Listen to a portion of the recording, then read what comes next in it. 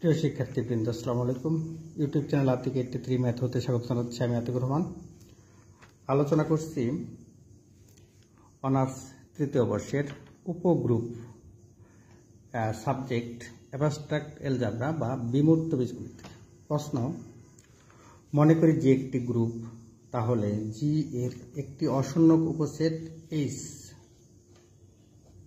উপসেট কত বলতো এইচ হবে, এটা উপগ্রুপ হবে, জি এর উপগ্রুপ হবে যদিও কেবল যদি দুটা শর্ত মানে। একটা হচ্ছে যে for all A comma B belongs to H এর জন্য A B belongs to H হয়, আর 2 নম্বর শর্ত হচ্ছে যে এ বিলংস টু এইচ এর জন্য এ থাকলে সেখানে কত বলতো এ এইচ থাকলে হবে কত বলতো এ ইনভার্স এইচ, এটা থাকবে। এই দুটা শর্ত আমাদের মানতে হবে, তবে এটা উপগ্রুপ হবে। তাহলে উপগ্রুপের সংজ্ঞাটা আমরা জানতে।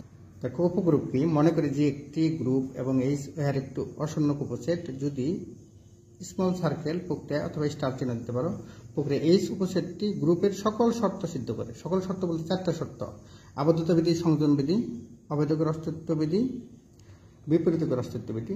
তবে এইচ কে স্মল সার্কেল প্রক্রিয়ায় জি এর উপগ্রুপ বা সাবগ্রুপ বলে। তাহলে এইচ যদি জি এর উপসেট হয় এবং এইচ গ্রুপের সকল শর্ত সিদ্ধ করে, তবে এটা উপগ্রুপ বা সাবগ্রুপ হবে। যেমন গুণ প্রক্রিয়ায় জি সমান এত গ্রুপের একটি উপগ্রুপ কত বলতো এটা, হ্যাঁ এতটুকুর উপগ্রুপ হচ্ছে এটা। দেখো, এটা জির থেকে এটা কম উপাদান নিয়ে এবং গ্রুপের সকল শর্ত সিদ্ধ করছে।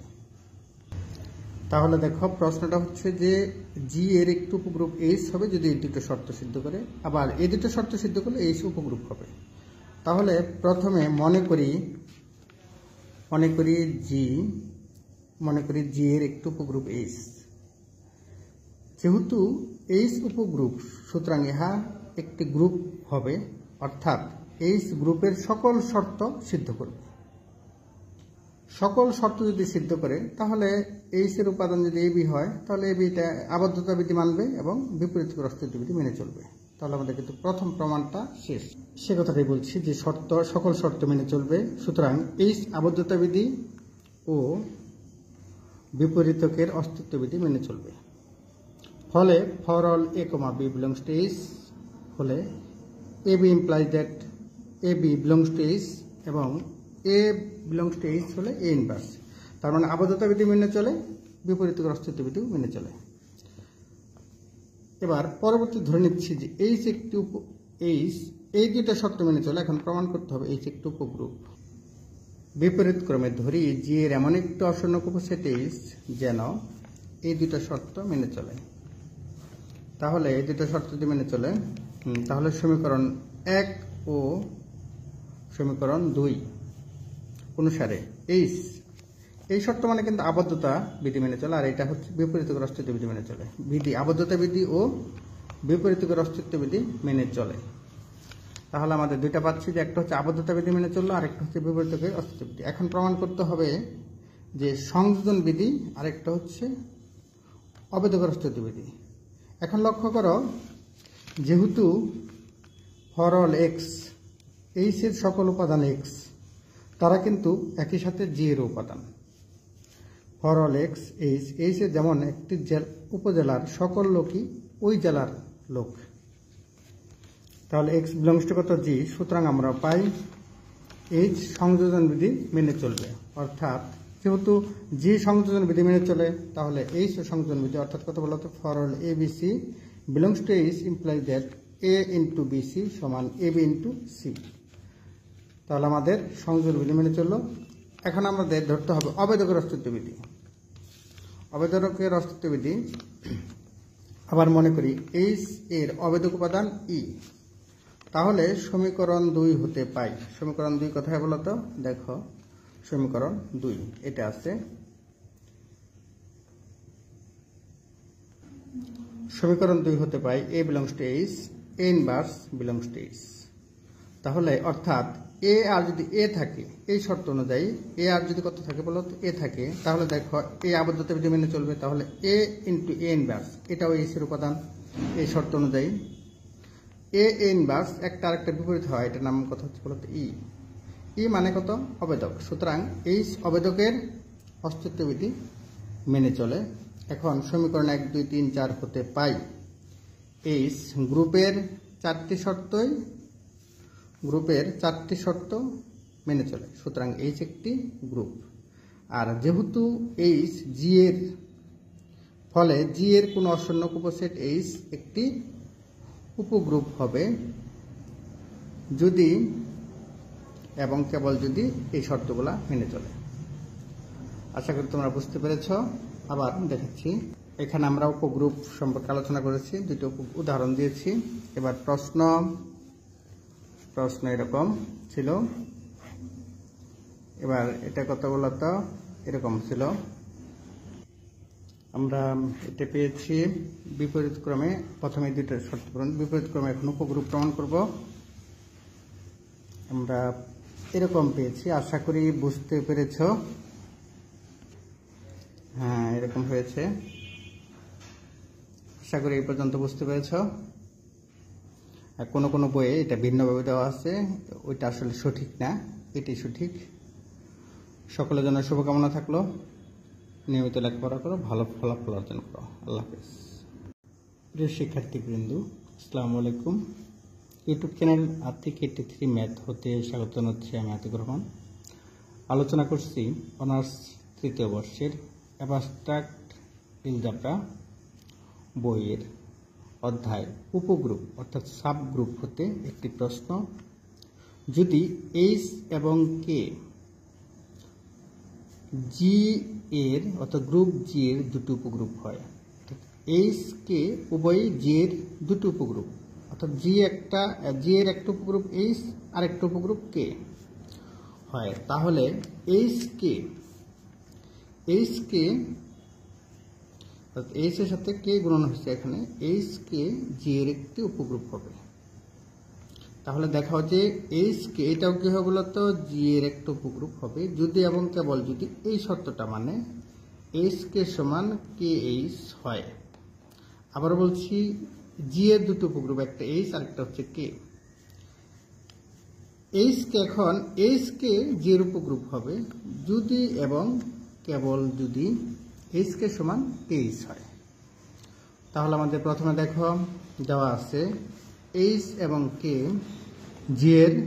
জি গ্রুপের উপগ্রুপ হওয়ার যে শর্ত, সেই শর্ত অনুযায়ী কিন্তু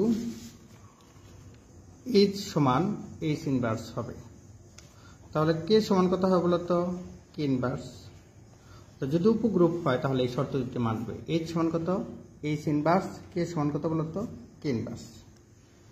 ধরি এইচ কে এই শর্ত মানবে আর কি।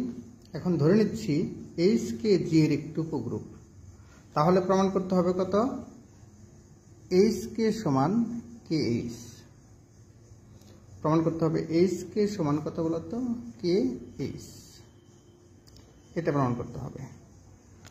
এখন দেখো, তাহলে এটা উপগ্রুপ হবে যদি এইচ কে, তাহলে সেই ক্ষেত্রে এইচ কে উপগ্রুপ যদি হয় তাহলে এইচ কে সমান কত লেখা যায়, এইচ কে এখানে বলা হচ্ছে কত, দেখো এটা তাহলে কত, তাহলে এইচ কে সমান এইচ কে হোল ইনভার্স। আমরা জানি যে এটা যদি হোল ইনভার্স দাও তাহলে এটার পরিবর্তে লেখা যায়, দেখো এটা পরিবর্তে এই কেটা আগে আসবে, কে ইনভার্স, আর এখানে হচ্ছে কত বলতো এইচ ইনভার্স।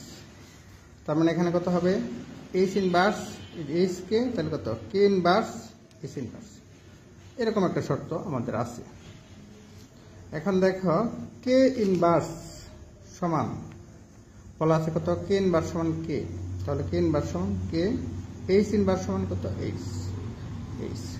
তাহলে কিন্তু আমরা পেয়ে যাচ্ছি এইচ কে সমান কত বলতো কে এইচ। তাহলে আমাদের প্রথম প্রমাণটা হয়ে গেল এইচ কে সমান কে এইচ।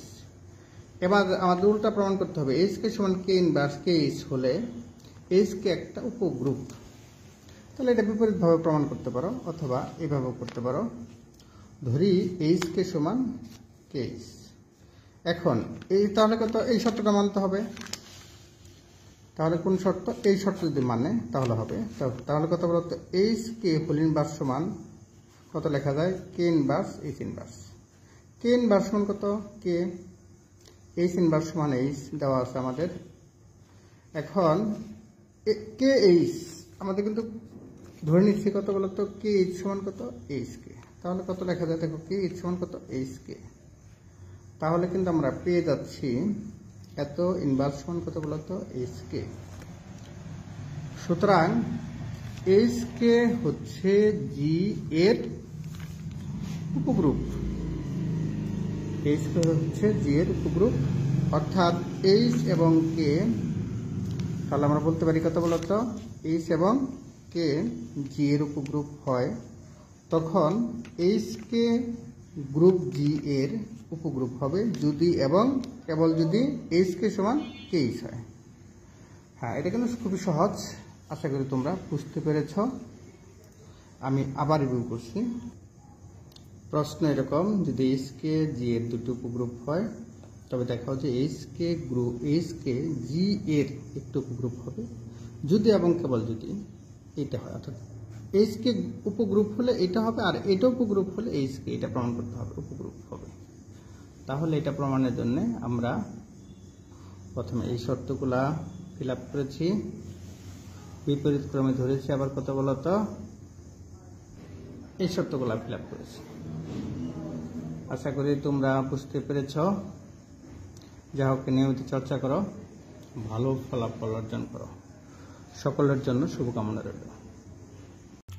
প্রশ্ন, প্রমাণ করো যে কোনো গ্রুপের দুটো উপগ্রুপের সেট ও সংশ্লিষ্ট গ্রুপের উপগ্রুপ হবে। তাহলে এটা মানে এদের সেট যে হবে সেই সেটটাও কি বলতো? সংশ্লিষ্ট গ্রুপের উপগ্রুপ। তাহলে এটা প্রমাণ করার জন্য মনে করি জি এর দুটি উপগ্রুপ, একটা H1 আর একটা কথা বলতো H2। তাহলে প্রমাণ করতে হবে, যে এদের সেট, তার মানে H ইন্টারসেকশন H2, এটাও কি বলতো? একটি জি এর উপগ্রুপ। এটা প্রমাণ করতে হবে। তাহলে এটা প্রমাণের জন্য ধরি এ কমা বি বিলংস টু কত বলতো? এটা। তাহলে এটা যদি হয় এ কমা বি এটার উপাদান, প্রথমে ধরে নিলাম এ কমা বি বিলংস টু কত? H1। তাহলে বলো এটা বলা যায় কত? এটা প্রত্যেকেই এই যেহেতু ইন্টারসেকশন, তার মানে এবং চিহ্ন হবে, এ কমা বি বিলংস টু কত? H1, এবং ইন্টারসেকশন থাকার কারণে এবং এ কমা বি বিলংস টু কত? H2। এখন দেখো, যেহেতু H1 এবং H2 দুটাই উপগ্রুপ, তাহলে কিন্তু এই সত্যটাও সিদ্ধ করবে। A b inverse belongs to H1 আর কত? A b inverse belongs to H2। তাহলে দেখো এটা লেখা হয়েছে যে যেহেতু কত a b inverse belongs to কত বলতো? H1 এবং কত a b inverse belongs to H2। যেহেতু H1 H2 উভয়ই উপগ্রুপ, মানে উপগ্রুপ হলে এই শর্তটা মানে। এবার এটুকু কিন্তু কমন নেওয়া যায়। কোনটুকু কমন নেওয়া যায়? A b inverse belongs to H1, এটা আর এটা কমন নেওয়া যায়। কমন নিলে এখানে কথা বলতে a b inverse belongs to H1 এবং থাকার কারণে হলো ইন্টারসেকশন কত বলতো? H2।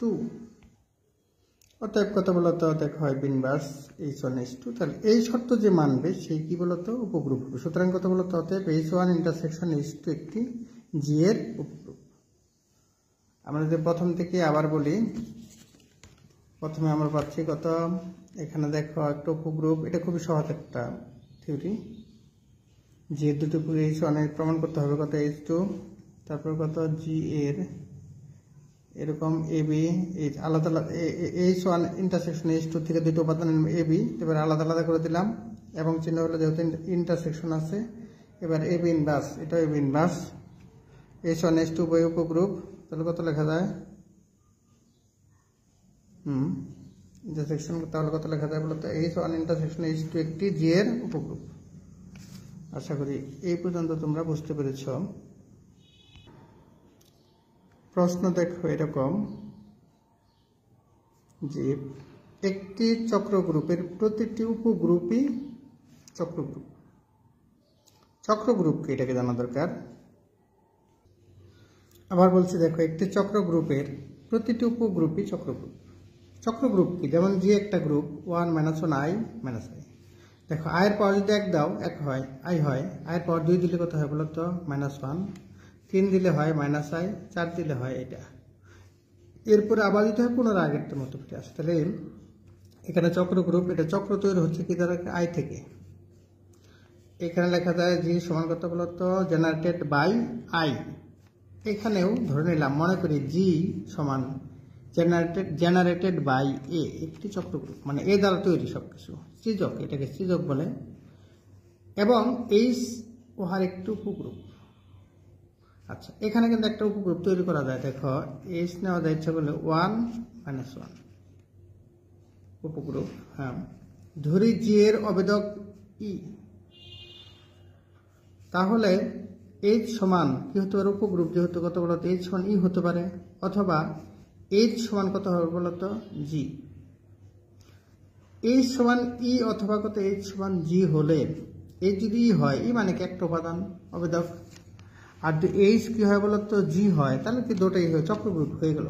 কারণ ই একটা উপাদান দ্বারা তৈরি, তাহলে এটা চক্রগ্রুপ, আর এইচ যেহেতু জি দ্বারা তৈরি, জি নিজে চক্রগ্রুপ, তাহলে যদি এটা না হয় দুইটা তাহলে কি হবে। আবার ধরি এইচ হচ্ছে কি বলতো জি এর প্রকৃত উপগ্রুপ, অর্থাৎ ইও হবে না জিও হবে না, মানে দুটো সমান হবে না। সেক্ষেত্রে দুটো একটা কত বলতো এ বিলংস কত জি, এ to the power M O, ধরে নিচ্ছে কত বলতো ও, a to the power m belongs to কত এইচ, যেখানে এম হলো ক্ষুদ্রতম ধনাত্মক পূর্ণ সংখ্যা। যেহেতু এইচ এর প্রত্যেক উপাদান এ এর, এখানে একটু মনে হয় বলার আছে, দেখো এটার সাথে যদি তুলনা করি, যেমন এটা যদি তুলনা করি, লক্ষ্য করো এখানে 1 তৈরি হয়েছে কোথা থেকে, 1 তৈরি হয়েছে কিন্তু এটাকে আয়ের পাওয়ার কত, আয়ের পাওয়ার 4 দিয়ে তৈরি হয়েছে কত বলতো 1, আবার আয়ের স্কোয়ার তৈরি হয়েছে কত -1, এই যে দুটা তৈরি পেয়েছি। তাহলে দেখো এই দুটো তৈরি 2 আর 4, এরকম এখানে কত বলতো পাওয়ার কত বলতো এম, এটা তো এম কত এইচ এর উপাদান, যেখানে এম হলো ক্ষুদ্রতম ধনাত্মক পূর্ণ সংখ্যা, এম হলো ক্ষুদ্রতম ধনাত্মক পূর্ণ সংখ্যা, যেহেতু এইচ এর প্রত্যেক উপাদান এর কোনো পূর্ণঘাত, কারণ এখানে যতগুলো উপাদান তৈরি হয়েছে সেগুলো প্রত্যেকটা আই দ্বারা তৈরি হয়েছে, ঠিক এখানে বলা হচ্ছে এরকম এর পূর্ণঘাত। হ্যাঁ তাহলে যদি এ টু দি পাওয়ার কত বলতো এস এইচ এর উপাদান হয়, তাহলে আমরা এর সমান ধরতে পারি কত বলতো এস এম কিউ প্লাস আর, অর্থাৎ এস কে এম দ্বারা ভাগ করলে ভাগশেষ আর হয়, যেখানে আর এর মান অবশ্যই কার থেকে ছোট হবে, ভাজকের থেকে ছোট হবে, অর্থাৎ এম এর থেকে ছোট হবে, সেটা শূন্য হতে পারবে। তাহলে এস অবশ্যই কি হতে হবে বলতো পূর্ণ সংখ্যা জেড হতে হবে। আবার বলি এটা দুবার এস বিলংস টু কত এইচ হয়, তবে এইচ সমান কত এম কিউ প্লাস আর, আর অর্থাৎ এস হচ্ছে ভাজ্য, ভাজক, ভাগফল, ভাগশেষ। তাহলে ভাজ্যের থেকে ভাগশেষ অবশ্যই ভাজকের থেকে ছোট হবে এস, তাহলে শুধু আর সমান লেখা যায় কত S minus M Q, S minus M Q. এই পর্যন্ত আশা করি বুঝতে পারছো। এখন ওটা দেখো, এখন কত a to the power m সমান a to the power m belongs to S, এটা কিন্তু আমাদের প্রথমে কত এই যে ধরে নিছি, দেখো a to the power m belongs to S, এই যে ধরে নিছি এটা। হ্যাঁ তাহলে এখানে কত বলতো এরকম এত বিলংস টু, এটা যদি থাকে তাহলে যেহেতু একটা উপগ্রুপ তাহলে এর বিপরীত থাকবে, এ টু দি পাওয়ার এম থাকার কারণে এটা বিপরীত উপাদান রয়ে গেছে। এবার এটা তো কত বলতো মাইনাস এম, এটাকে ইচ্ছা করলে কত লেখা যায় যে এভাবে বিলংস টু কত এইচ, এভাবে লেখা যায় এটা সমান। এবার দেখো এটাকে আবার কত ধরে নেওয়া যায়, পাওয়ার কত যায় বলতো কিউ, কত ইচ্ছা মতো পাওয়ার দিলাম কত কিউ, আমার উদ্দেশ্য কিন্তু এটা তৈরি করা। তাহলে দেখো এখন এ টু দি পাওয়ার এস, এটার সাথে গুণন করে দিলাম a to the power s into a to the power minus কত a to the power S, কি এখানে এইচ এর উপাদান, তাহলে এদের গুণফলটাও এখানে আছে to the power s into a to the power minus M q. তাহলে কত হবে এ টু দি পাওয়ার কত হবে এস মাইনাস এম কিউ। তাহলে এস মাইনাস এম কিউ মানে কত বলতো আর, তাহলে লেখা যায় a to the power r belongs to কত এইচ। আশা করি এই পর্যন্ত বুঝতে পেরেছ। ইহা সম্ভব যদি আর সমান 0 হয়, কেননা আর এর মান m এর থেকে ছোট ছোট এটা বলা আছে। দেখো এটা বলা আছে কোথায়, যে m হলো, দেখো এখানে বলা আছে কত, m হলো ক্ষুদ্রতম, এই যে দেখো m, যেখানে m হলো ক্ষুদ্রতম ধনাত্মক পূর্ণ সংখ্যা, তার মানে m এর থেকে ক্ষুদ্রতম কোনো উপাদান হতে পারে না।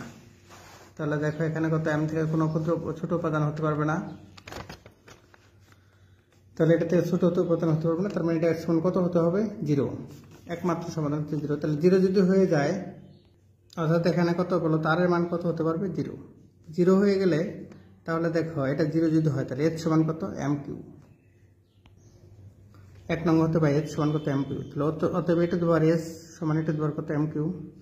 এটাকে একবার লেখা, ব্র্যাকেটের ভিতরে লেখা যায় এটা দেওয়ার কত, m। তাহলে দেখো এটা থেকে তৈরি হয়ে গেল কত, এটা থেকে তৈরি হচ্ছে q। q এর ভিন্ন ভিন্ন মানের জন্য h এর ভিন্ন ভিন্ন মান পাওয়া যাবে। সুতরাং h এর প্রত্যেক উপাদান এটা দেওয়ার m, সুতরাং h এর প্রত্যেক উপাদান এটা দেওয়ার m, তার পাওয়ার কত, q আকারে। তাহলে দেখো এখান থেকে তৈরি হলো, সুতরাং অর্থাৎ h জেনারেটেড বাই m। সুতরাং চক্র গ্রুপের প্রত্যেক উপগ্রুপ চক্র গ্রুপ। আশা করি এই পর্যন্ত বুঝতে পেরেছ। তাহলে এটা বোঝার জন্য প্রথম কথা, চক্র গ্রুপ এরকম দেখলাম h g,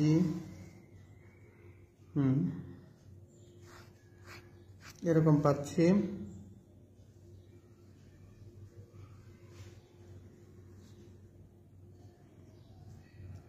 এরকম পেলাম। তাহলে দেখো এরকম পেয়ে যাচ্ছি। যাও, নিয়মিত চর্চা করো, ভালো ফলাফল অর্জন করো। তোমাদের জন্য শুভকামনা রইল। আল্লাহ হাফেজ।